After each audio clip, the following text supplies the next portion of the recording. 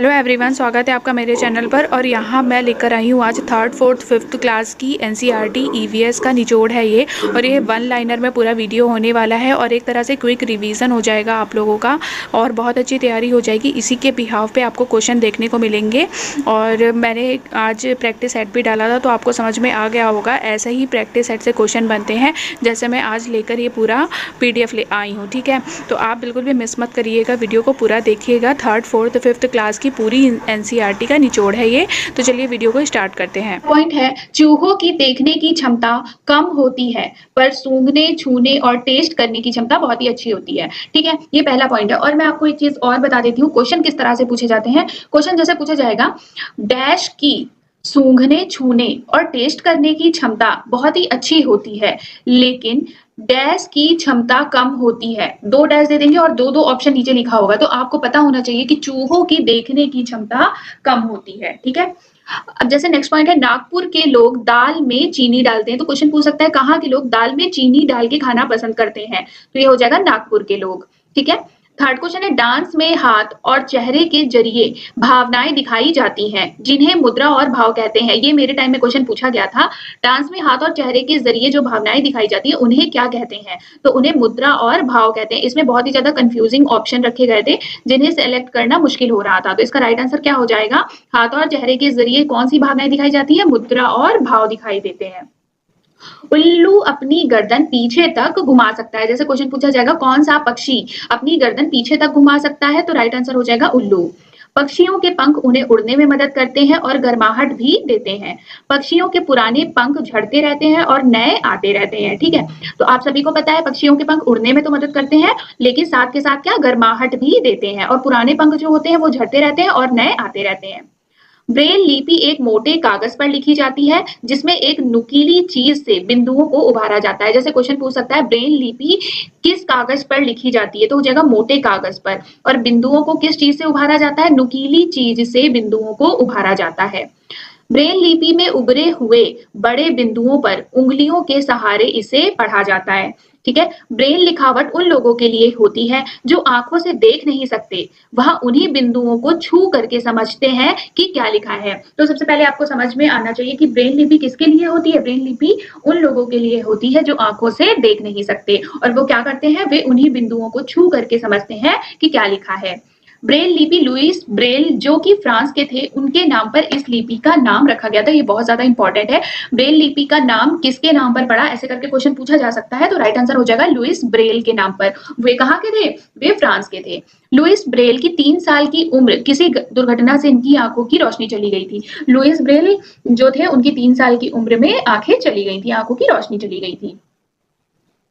Lewis Braille की पढ़ाई में रुचि थी तो वह पढ़ने लिखने के लिए विभिन्न नए तरीके सोचने लगे। उन्होंने जो तरीका निकाला बाद में उसे ब्रेल स्क्रिप्ट के नाम से जाना गया। यह स्क्रिप्ट 6 बिंदुओं पर आधारित थी। अब यह कंप्यूटर के प्रयोग से भी लिखी जाती है। ठीक है, ये पूछा जा सकता है कि ब्रेल लिपि कितने बिंदुओं पर आधारित है, तो 6 बिंदुओं पर आधारित है। अगर आप बच्चों को ब्रेल स्क्रिप्ट के बारे में बताएंगे और समझाएंगे तो वह उसे अच्छे से समझ पाएंगे। ठीक है, शुरुआत में बर्तन पत्थर या चिकनी मिट्टी के बनाए जाते थे। अब ये नेक्स्ट चैप्टर है, तो इसमें जैसे पूछा जा सकता है कि शुरुआत में बर्तन किस प्रकार के बनाए जाते थे। तो पत्थर या चिकनी मिट्टी के बनाए जाते थे।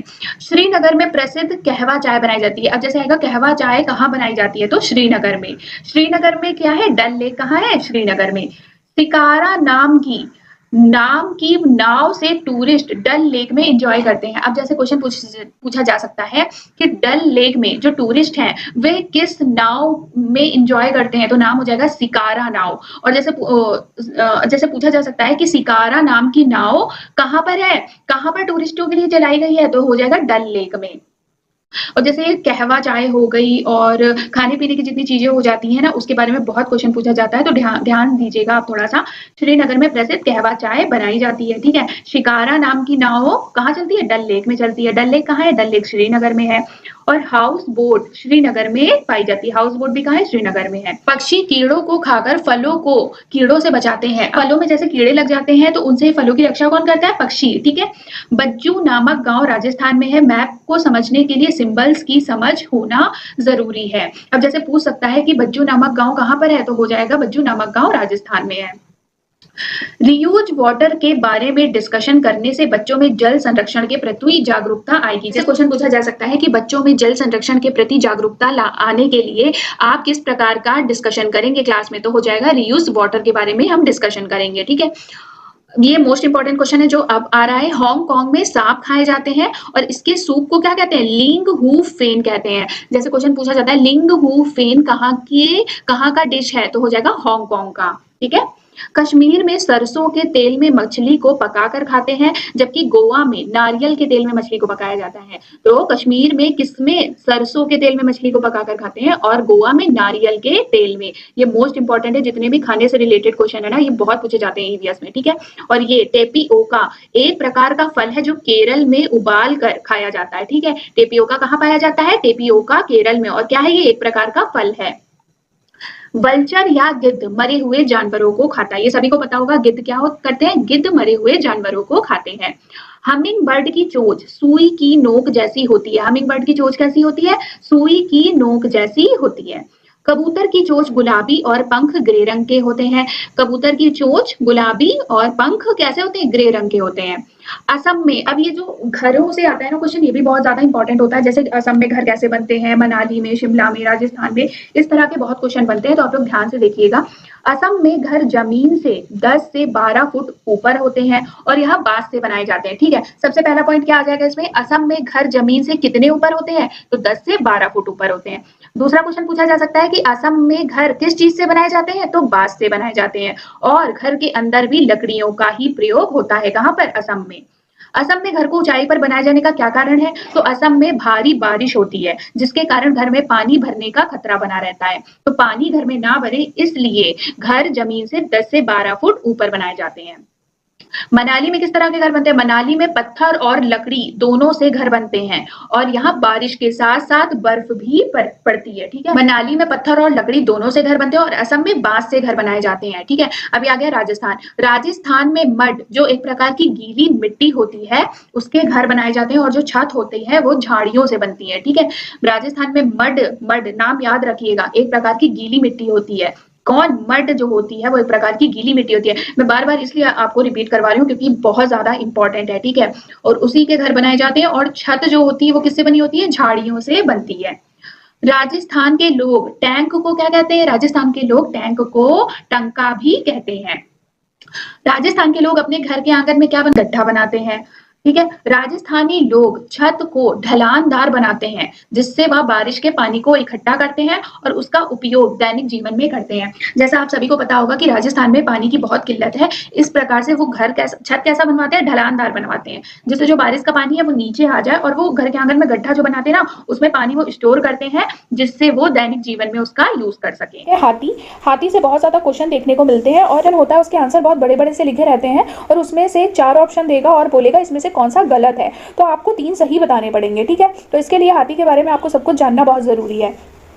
एक बड़ा हाथी एक दिन में 100 किलो से ज्यादा पत्ते और झाड़ियां खा लेता है। हाथी बहुत कम आराम करता है। हाथी केवल एक दिन में 2 से 4 घंटे ही सोता है। हाथी को पानी और कीचड़ में खेलना बहुत पसंद है, और उससे क्या होता है, उसके शरीर को ठंडक मिलती है। हाथी के कान पंखे जैसे होते हैं, और गर्मी लगने पर हाथी अपने कान हिलाकर हवा करता है। ये जो पॉइंट है ना, ये सत्य असत्य में ही क्वेश्चन पूछता है हाथी वाला। ठीक है, हाथी के बारे में ऐसे दे देगा, हाथी के बारे में कौन सा कथन गलत है, और 4 या 5 ऑप्शन दे देगा, आपको उसमें से गलत चूज करना है। तो आपको ना ये पॉइंट आपको पता होना चाहिए, तभी आप उसमें से गलत और सही चूज कर सकते हो। ठीक है, 3 महीने के हाथी का वजन 200 किलोग्राम के आसपास होता है। ठीक है, 3 महीने के हाथी का वजन 200 किलोग्राम के आसपास होता है। अब हाथी के झुंड की बात कर लेते हैं, इससे भी बहुत क्वेश्चन बनते हैं। हाथी का झुंड, हाथी के झुंड में केवल हथनियां और बच्चे ही रहते हैं। ठीक है, झुंड की सबसे बुजुर्ग हथनी जो होती है वो क्या होती है, पूरे झुंड की नेता होती है। कौन होती है, झुंड की सबसे बुजुर्ग हथनी पूरे झुंड की नेता होती है। हाथी के एक झुंड में 10 से 12 हथनी और बच्चे होते हैं। 14 से 15 साल के हाथी झुंड में रहते हैं, उसके बाद वह झुंड छोड़ देते हैं। जो हाथी होते हैं वो 14 से 15 साल तक ही रहते हैं, उसके बाद वो झुंड छोड़ देते हैं। फिर केवल झुंड में कौन बचता है, हथनी और बच्चे। और जो हाथी के झुंड का जो नेता होता है वो कौन होता है, सबसे बुजुर्ग हथनी होती है। हाथी परेशानी आने पर एक दूसरे की मदद करते हैं। अब राजस्थान जोधपुर में खेजड़ली गांव है, उसके बारे में देख लेते हैं कि वो किस लिए फेमस है। राजस्थान के इस खेजड़ली गांव में खेजड़ी के बहुत से पेड़ थे। खेजड़ी गांव के लोग पेड़ों को कटने से बचाने के लिए 300 साल पहले पेड़ों से चिपक कर खड़े हो गए थे। कहाँ पर? खेजड़ी गांव में। खेजड़ली गांव में खेजड़ी के पेड़ को बचाने के लिए, ठीक है, पेड़ों को बचाने के लिए लोग चिपक के खड़े हो गए थे। आज 300 साल उस जो वो इंसिडेंट हुआ उसके 300 साल बीत गए हैं और 300 साल के बाद भी यहाँ के लोग क्या कहलाते हैं? बिश्नोई कहलाते हैं।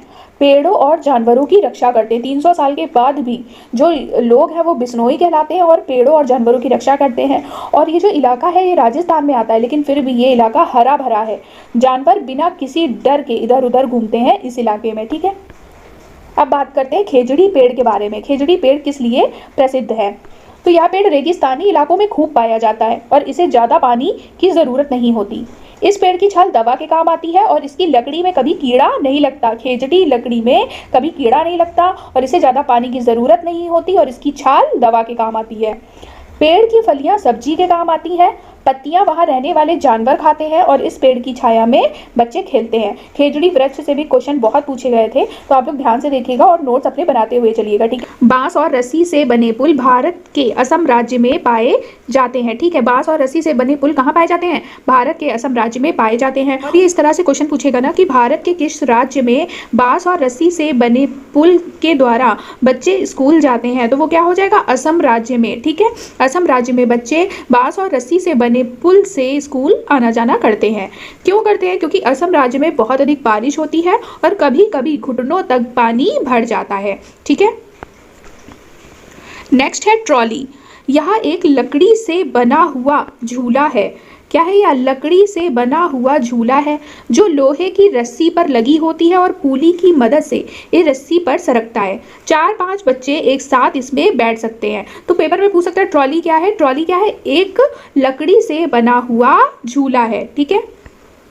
नेक्स्ट है सीमेंट का पुल। सीमेंट का पुल, यह सीमेंट ईंटों तथा लोहे के सरियों से बना होता है। नेक्स्ट है वल्लम। वल्लम बहुत ज़्यादा इंपॉर्टेंट है, बहुत ज़्यादा क्वेश्चन पूछा जाता है कि वल्लम क्या है। तो वल्लम केरल में नदी पार करने के लिए प्रयोग किया जाता है और वल्लम लकड़ी की बनी छोटी नाव है। वल्लम क्या है? लकड़ी की बनी छोटी नाव है।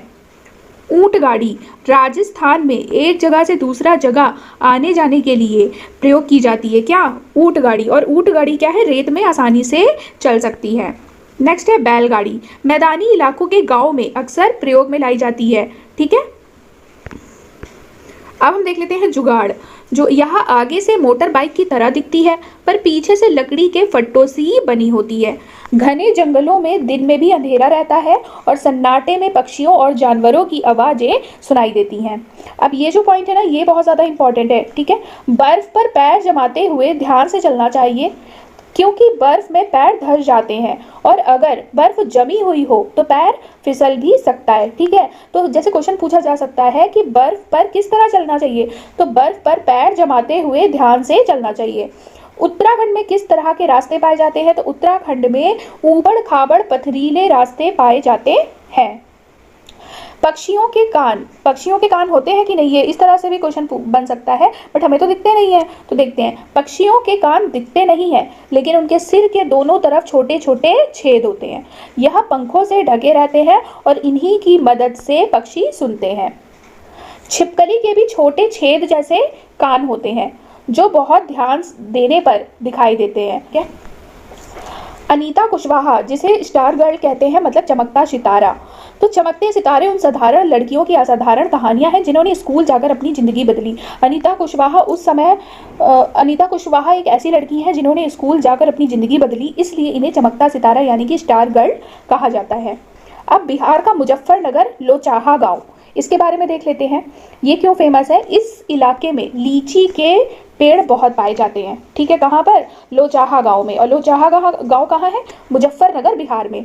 लीची के फूल मधुमक्खियों को बहुत लुभाते हैं। ये क्वेश्चन पूछा गया था कि किसके फूल मधुमक्खियों को बहुत लुभाते हैं, तो क्या हो जाएगा? लीची के फूल। इसलिए क्षेत्र के लोग मधुमक्खी पालन कर शहद बनाने का काम करते हैं। कहाँ के लोग? लोचाहा गाँव के लोग। मधुमक्खी पालन का सरकारी कोर्स भी करवाया जाता है, ठीक है। अब अक्टूबर से दिसंबर मधुमक्खी के अंडे देने का समय होता है और मधुमक्खी पालन शुरू करने का उपयुक्त समय भी माना जाता है। ये क्वेश्चन पूछा गया था कि मधुमक्खी के अंडे देने का समय कौन सा उपयुक्त होता है, तो कौन सा हो जाएगा, अक्टूबर से दिसंबर मधुमक्खी के अंडे देने का उपयुक्त समय होता है। ठीक है। लीची के फूल फरवरी में खिलते हैं और मधुमक्खी एक बक्से से 10 किलो शहद प्राप्त होता है। यहाँ दो क्वेश्चन बन रहे हैं, लीची के फूल कब खिलते हैं, तो लीची के फूल फरवरी में खिलते हैं और मधुमक्खी के एक बक्से से कितना किलो शहद प्राप्त होता है, तो 10 किलो शहद प्राप्त होता है। अब बात करते हैं मधुमक्खी का छत्ता। एक छत्ते में एक रानी मधुमक्खी होती है जो अंडे देती है। मधुमक्खी के छत्ते में एक रानी मधुमक्खी होती है। ठीक है। छत्ते में कुछ नर मधुमक्खी भी होते हैं जो एक काम को छोड़कर और कोई काम नहीं करते हैं। छत्ते में बहुत सारी काम करने वाली मधुमक्खियां भी होती हैं। यहाँ दिन भर काम करती हैं और शहद के लिए फूलों का रस भी यही ढूंढती हैं। कौन ढूंढती है? काम करने वाली मधुमक्खियां। जब किसी मधुमक्खी को रस मिल जाता है तो वह एक तरह का नाच करती है जिससे दूसरी मधुमक्खियों को पता चल जाता है कि रस कहाँ। ये क्वेश्चन पूछा गया था कि मधुमक्खियों को कैसे पता चलता है कि दूसरी मधुमक्खी को रस मिल गया है, तो जिस मधुमक्खी को रस मिल गया होता है वो एक तरह का नाच करके दिखाती है जिससे दूसरी मधुमक्खियों को पता चल जाता है। काम करने वाली मधुमक्खियां इसी रस से शहद बनाती हैं। छत्ता बनाने का काम भी इन्हीं का होता है। बच्चों को पालने का काम भी इन्हीं बेचारी काम करने वाली मधुमक्खियों का होता है। रानी मक्खी केवल क्या करती है? अंडे देती है। चींटियां, दीमक और ततैया के बारे में जान लेते हैं। चींटियां भी मिलजुल कर रहती हैं। चींटियों का काम बटा रहता है। रानी चींटी क्या करती है? जैसे रानी मधुमक्खी अंडे देती थी, सिपाही चींटियां बिल का ध्यान रखती हैं और काम करने वाली चींटियां भोजन ढूंढकर बिल तक लाती हैं। रानी चींटी का काम यहाँ पर क्या है? केवल अंडे देने का। दीमक और ततैया भी समूह में रहते हैं। ठीक है। अब एक स्टोरी है इसमें जिसमें ट्रैवल करती है एक लड़की और उसी चैप्टर से है ये, वो गुजरात जा रही है। तो गुजरात में क्या क्या कौन कौन से सिटी पड़ती है? तो गुजरात में गांधीधाम, अहमदाबाद और वलसाड़, ये कहाँ है? गुजरात में।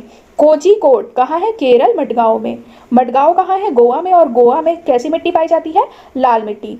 गोवा से केरल तक के रास्ते में 92 सुरंगें और 2000 पुल है। ये क्वेश्चन भी बनता है कि गोवा से केरल तक के रास्ते में कितनी सुरंगें और कितने पुल हैं? तो 92 सुरंगें और 2000 पुल हैं।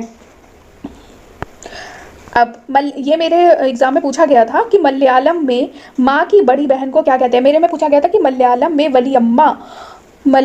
वलियम्मा का क्या अर्थ होता है। तो इसका अर्थ होता है माँ की बड़ी बहन। माँ की बड़ी बहन को क्या बोलते हैं मलयालम में? वलियम्मा। और माँ की माँ को क्या कहते हैं? अमुम्मा। ठीक है। अब है केरल में पानी के इधर उधर जाने के लिए फेरी का इस्तेमाल किया जाता है। केरल में एक जगह से दूसरी जगह जाने के लिए, पानी में जाने के लिए फेरी का इस्तेमाल किया जाता है। आंध्र प्रदेश में लोगों का एक विशेष कैंप है, समूह है। इस कैंप द्वारा कम उम्र की शादीशुदा लड़कियों को फिर से स्कूल भेजने में मदद की जाती है। अब इसमें क्वेश्चन कैसे बन सकता है कि किस राज्य में ऐसा विशेष कैंप लगता है जहां पर कम उम्र की शादीशुदा लड़कियों को फिर से स्कूल भेजने में मदद की जाती है? तो हो जाएगा आंध्र प्रदेश में। ठीक है। अब ये भी पूछ सकता है कि कौन सी आवाजें किस खेल में निकाली जाती हैं? तो छेड़ गुड्डू, हुतुतु, हाडुडू, छू किटकिट, कबड्डी कबड्डी आदि आवाजें निकाली जाती हैं किसमें? कबड्डी खेल में। अब हम बात करेंगे कर्णम मल्लेश्वरी की, जो कि बहुत ज़्यादा इंपॉर्टेंट टॉपिक है। तो बात करते हैं कर्णम मल्लेश्वरी कहाँ की है, क्या है और इन्होंने कितने कितने मेडल जीते हैं। ठीक है। तो कर्णम मल्लेश्वरी आंध्र प्रदेश की रहने वाली है और ये कौन है? ये एक वेट लिफ्टर है और अब यहाँ 130 किलोग्राम तक वजन उठा लेती हैं। कौन? कर्णम मल्लेश्वरी। भारत के बाहर कर्णम मल्लेश्वरी ने 29 मेडल जीते हैं और इनके पिताजी पुलिस में हवलदार हैं। और एक और लास्ट में क्वेश्चन है, उत्तराखंड में पहाड़ों के बीच फूलों की घाटी स्थित है। अब हम बात करेंगे मधुबनी पेंटिंग के बारे में। बिहार में मधुबनी नाम का जिला है। ठीक है। मधुबनी नाम का जिला है बिहार में।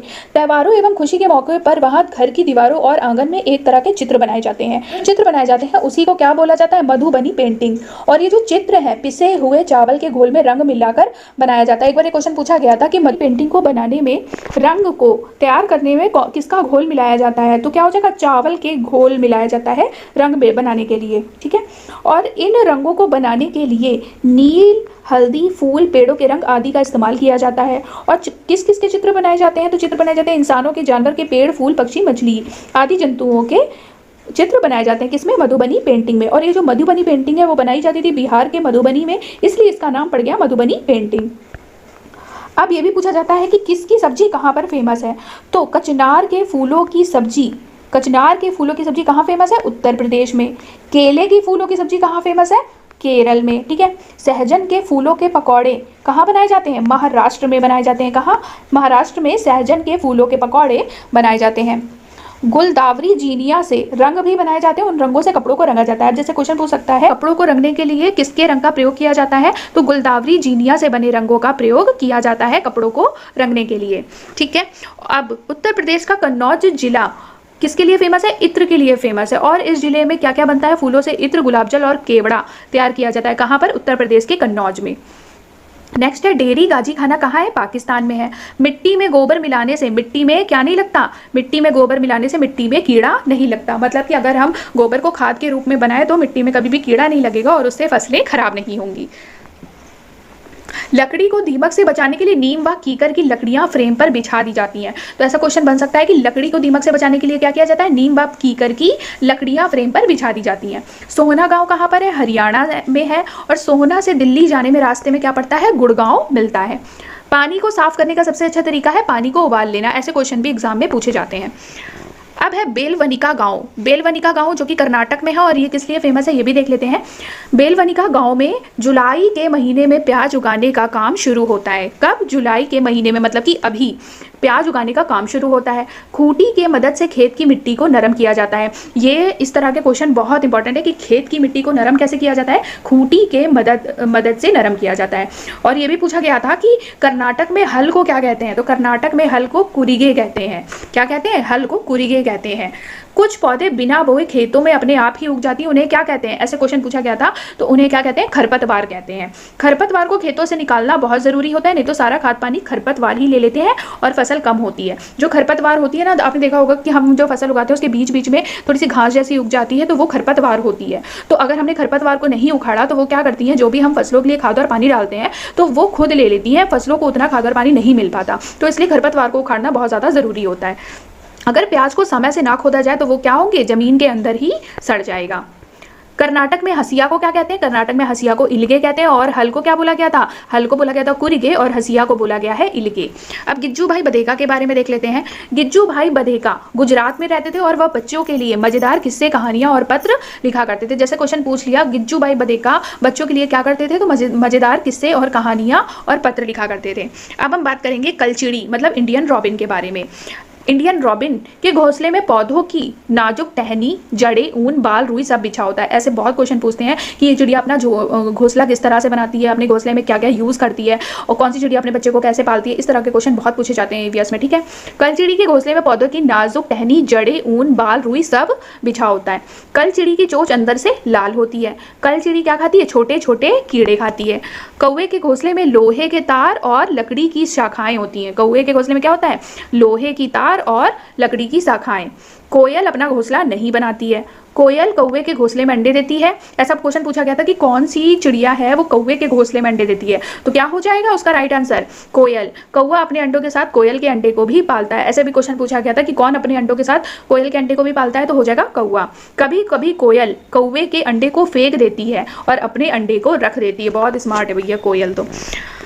कौवा पेड़ की ऊंची डाल पर, अब जैसे हो जाए ये भी पूछा जाता है कौन सा पक्षी कहाँ घोंसला बनाता है, तो जो होगा कौवा पेड़ की ऊंची डाल पर घोंसला बनाता है। फाख्ता कहाँ बनाती है? कैक्टस के कांटों के बीच या मेहंदी के पेड़ में घोंसला बनाती है, मतलब कांटों के बीच में फाख्ता घोंसला बनाती है। गौरैया कहाँ बनाती है? अलमारी के ऊपर आईने के पीछे भी घोंसला बना लेती है गौरैया। कबूतर कहाँ बनाता है? पुराने मकान या खंडहर में घोंसला बनाता है। बसंत गौरी के बारे में जान लेते हैं। बसंत गौरी यहाँ गर्मियों में पेड़ों में टुक टुक करते रहते हैं और पेड़ के तने में गहरा छेद बनाकर उसमें अंडे रखते हैं, ठीक है। जैसे पूछ लेगा पेड़ के तने में गहरा छेद बनाकर कौन अंडे रखता है, तो हो जाएगा बसंत गौरी। और पेड़ों में कौन गर्मियों में टुक टुक करता रहता है, तो बसंत गौरी। दर्जन चिड़िया, दर्जन चिड़िया बहुत अच्छा है। अपनी नुकीली चोंच से पत्तों को सिल करके और उसके बीच की बनी थैली को अंडे देने के लिए तैयार करता है। दर्जन चिड़िया, इसलिए इसे दर्जी चिड़िया बोला गया है कि वो पत्तों को सिल करके उसमें घोंसला बनाकर उसमें अपने अंडे देता है, ठीक है।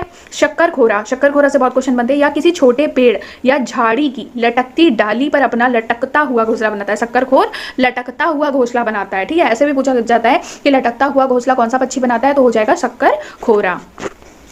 और शक्करखुरा के बारे में जान लेते हैं। अपना घोंसला कैसे बनाता है ये? अपना घोंसला बनाता है बाल से, बारीक घास, पतली टहनियाँ, सूखे पत्ती, रुई, पेड़ की छाल के टुकड़े, मकड़ी के जाले और कपड़ों के चीथड़े से बनाता है। नर वीवर पक्षी क्या करते हैं? अपने अपने घोंसले बनाते हैं। फिर जो मादा वीवर पक्षी होती है वो उनमें से एक घोंसले को चूज करती है जो उसे पसंद आता है और वो उसमें जाके अंडे देती है। ठीक है, पक्षी केवल अंडे देने के लिए ही घोंसला बनाता है। जब अंडों से बच्चे निकल जाते हैं तो वह घोंसला छोड़कर उड़ जाते हैं। घोंसला छोड़कर पक्षी अलग अलग जगहों पर चले जाते हैं, जैसे पेड़, जमीन पर और पानी में। अब हम देखेंगे जानवरों के बारे में। जानवरों से भी बहुत क्वेश्चन देखने को मिलता है, तो चलिए जानवरों के बारे में भी जान लेते हैं।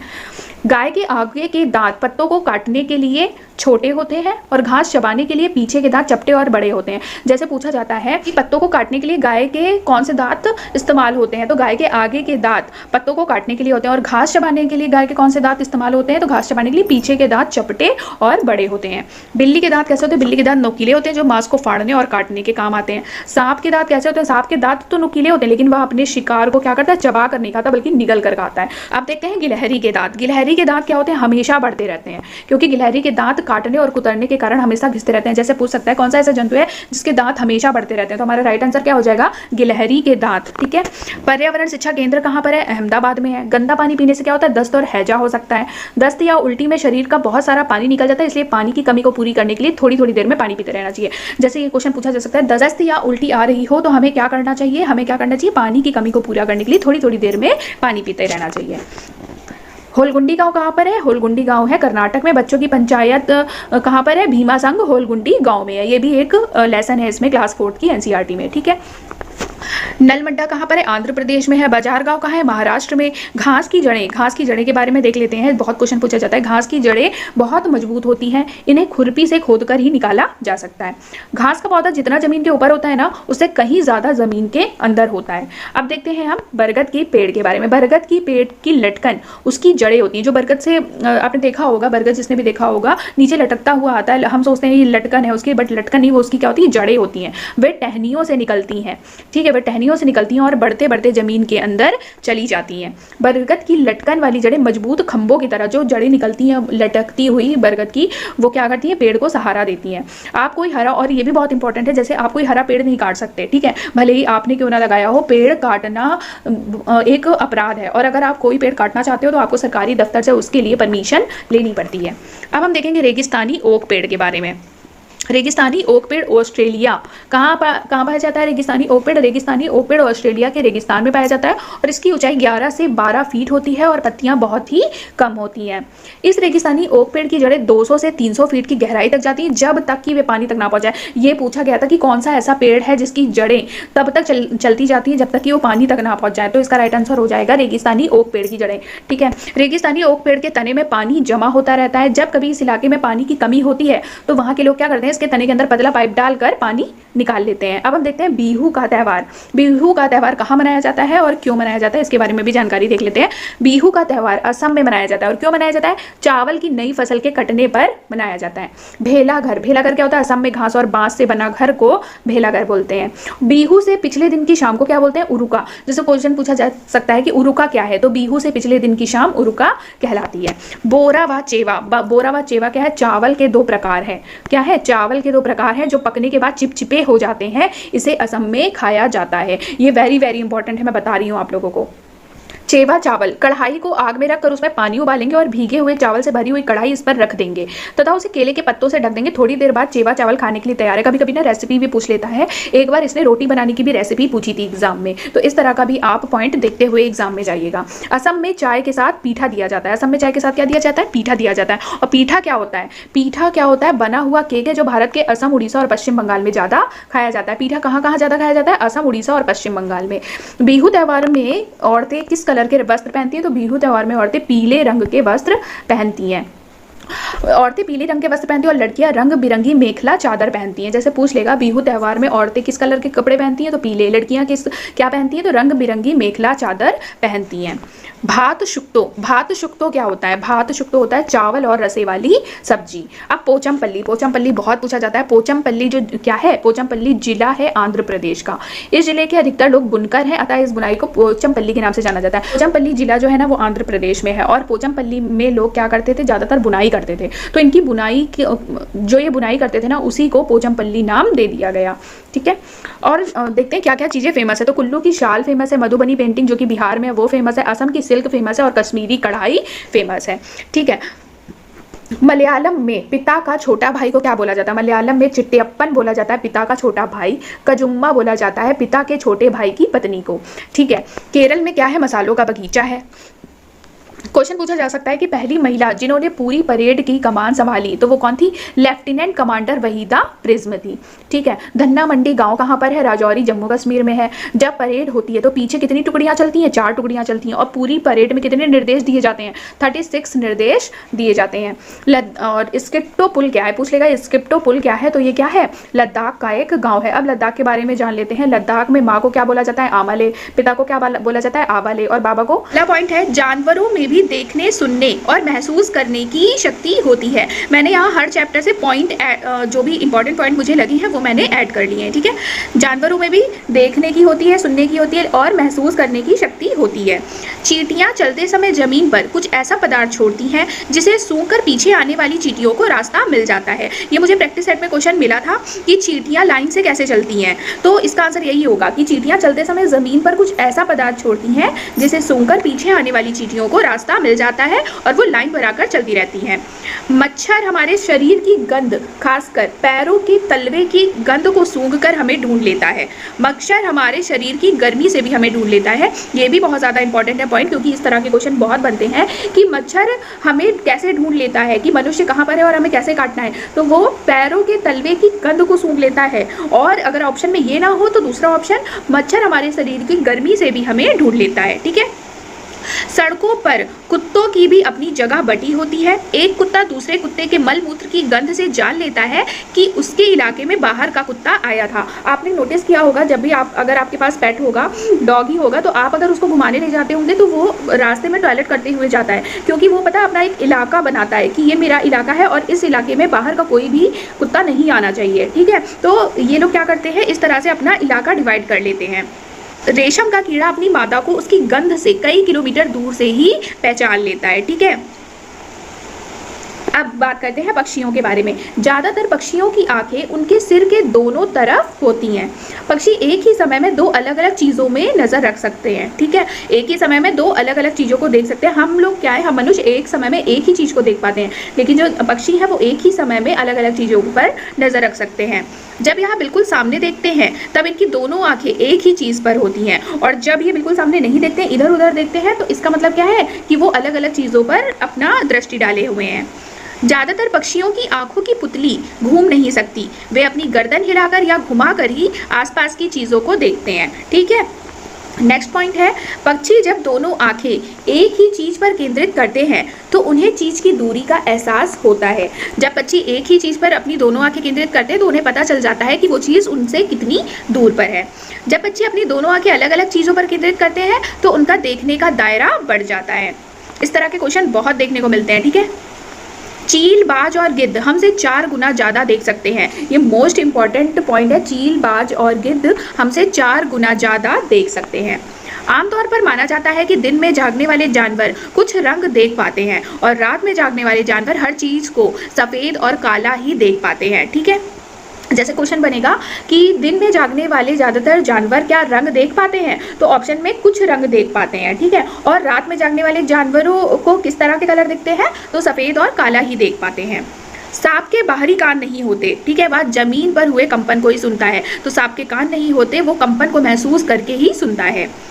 जंगल में ऊंचे पेड़ पर बैठा लंगूर पास आती किसी मुसीबत जैसे शेर या चीता को देखकर क्या करता है, एक खास आवाज़ निकालता है, जिससे उसके साथियों को क्या होता है, संदेश मिल जाता है। और इस तरह का काम भी पक्षी भी करते हैं। पक्षी और लंगूर क्या करते हैं, अगर उनके पास कोई मुसीबत आ रही होती है तो एक खास तरह की आवाज़ें निकालते हैं, जिससे उनके साथियों को पता चल जाता है कि हाँ, मुसीबत आ रही है।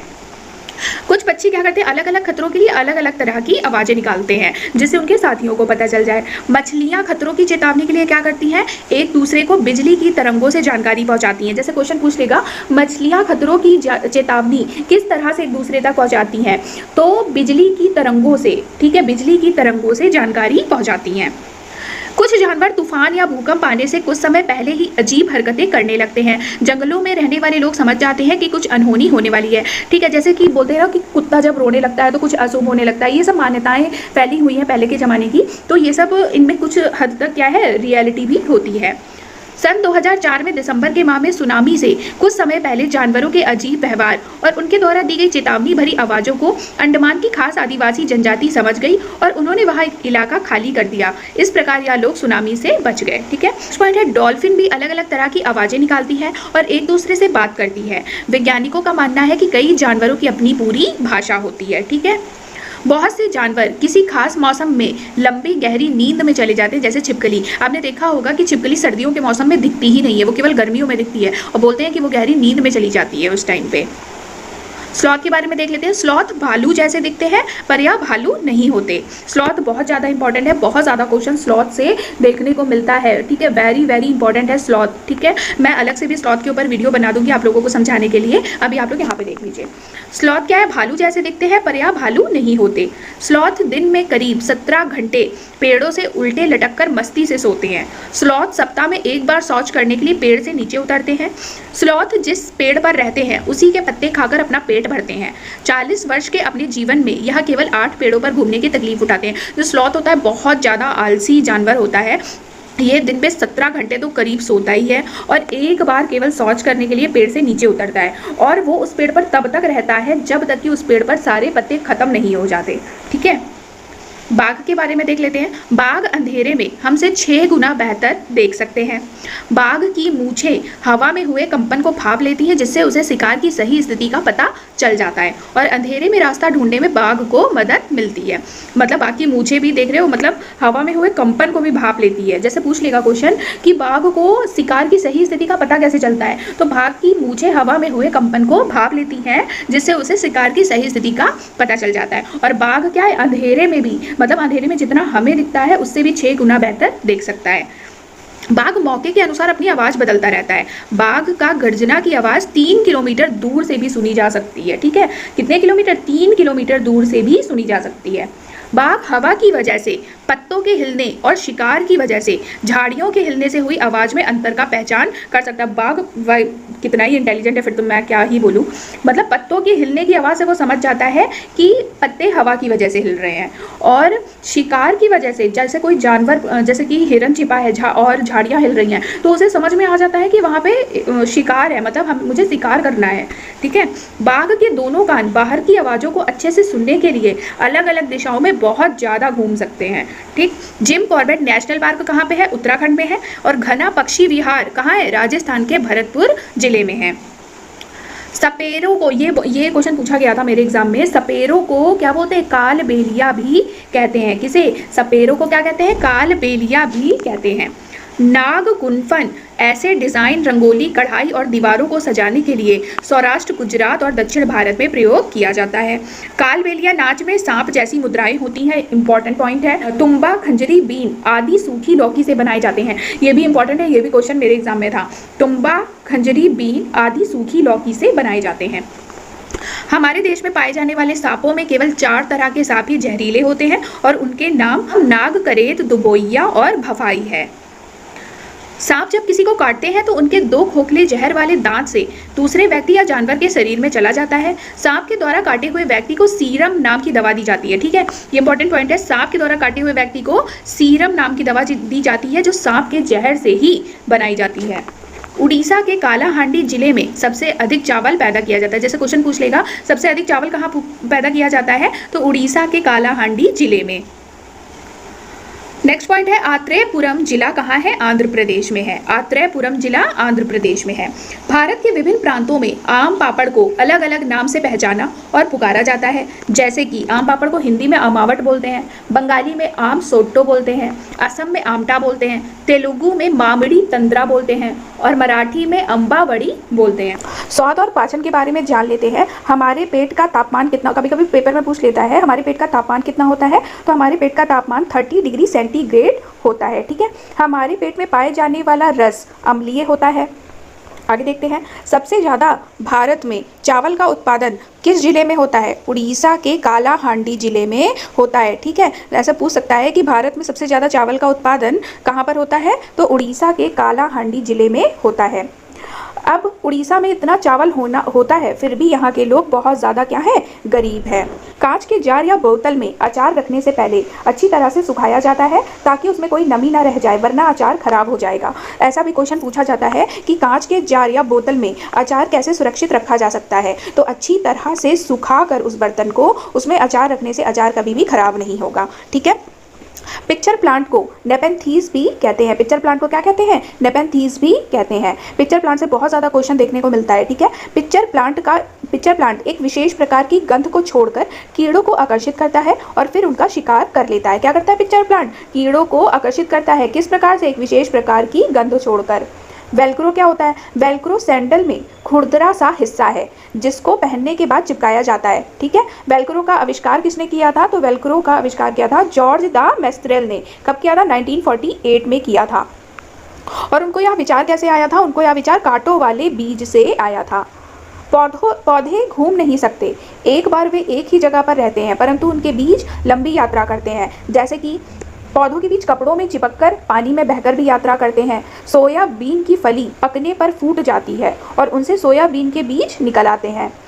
ठीक है, हरी मिर्च, टमाटर और आलू दक्षिण अमेरिका से आया था। जैसे कैसे क्वेश्चन पूछेगा, हरी मिर्च दे देगा, टमाटर दे देगा और आलू दे देगा और साथ में भिंडी दे देगा, और इसमें पूछेगा इनमें से कौन दक्षिण अमेरिका से नहीं लाया गया है? तो आंसर क्या हो जाएगा? भिंडी नहीं लाया गया। तो आपको ये याद रखना पड़ेगा कि कौन से सब्जी दक्षिण अमेरिका से आई है। तो हरी मिर्च, टमाटर और आलू दक्षिण अमेरिका से आया है। इसी प्रकार पत्ता गोभी और मटर कहाँ से आया है? यूरोप से आया है। आगे देखते हैं, कॉफ़ी, बीन्स और भिंडी कहाँ से आई है? अफ्रीका से आई है। कॉफ़ी, बीन्स और भिंडी कहाँ से आई है? अफ्रीका से आई हैं। गड़ीसर झील कहाँ पर है? गड़ीसर झील राजस्थान के जैसलमेर में है। जैसलमेर में 9 झीलें थीं जो एक बड़ी झील से पानी बरसने पर भरी जाती थी। ठीक है, जैसलमेर में कितनी झीलें थी? 9 झील थी। जैसलमेर में बहुत कम बारिश होती थी, साल में 1 या 2 बार, और कभी कभी तो साल में 1 भी बार बारिश नहीं होती थी। जैसलमेर में जब झीलें पानी से भर जाती थी तो लोग उत्सव मनाते थे और उनकी पूजा करते थे, जैसे उत्तराखंड में नई दुल्हन की पूजा होती थी। ठीक है, तो आपको ये याद रखना है कि जैसलमेर में कितनी झीलें हैं? 9 झीलें हैं, और साल में कितनी बार? साल में कभी कभी 2 बार और कभी कभी तो 1 बार भी बारिश नहीं होती थी। कुएं और झीलों के सूखने के कारण देख लेते हैं। तो कुएं और झीलों के सूखने के कारण क्या क्या है? पानी को मोटर से निकाला जा रहा है, जिससे ज़मीन का पानी क्या हो रहा है? कम होता जा रहा है। जैसे हम समरसेबल लगाते हैं, मोटर लगाते हैं, तो इसी से पानी जो है उसका स्तर बहुत ज़्यादा कम होता जा रहा है। अब झीलें भी कम हो रही हैं, जहाँ पहले वर्षा का पानी इकट्ठा हो जाता था। पेड़ों के चारों तरफ और पार्कों में मिट्टी को सीमेंट से ढक दिया जा रहा है, जिससे वर्षा का पानी जमीन में नहीं पहुंच पाता। अब क्या है, पहले मिट्टी हुआ करती थी तो वर्षा का पानी क्या मिट्टी से रिस के नीचे चला जाता था। अब क्या है, हर तरफ पक्का हो गया है, तो ये जो वर्षा का पानी है ये मिट्टी के अंदर जा ही नहीं पाता। 1986 में जोधपुर और उसके आसपास बारिश ही नहीं हुई।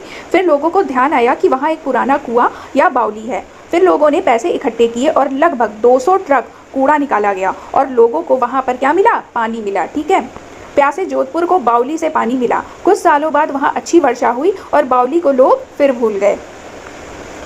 अल-बरूनी कौन था? हजारों साल पहले उज्बेकिस्तान से भारत आया था। कौन? अल-बरूनी। ठीक है, अल-बरूनी ने भारत में आकर सभी चीज़ों को ध्यान से समझा और जाना कि यहाँ के लोग तालाब बनाने की कला जानते हैं, और वह बड़े बड़े पत्थर और लोहे के चबूतरे झीलों के किनारों पर बनाते थे।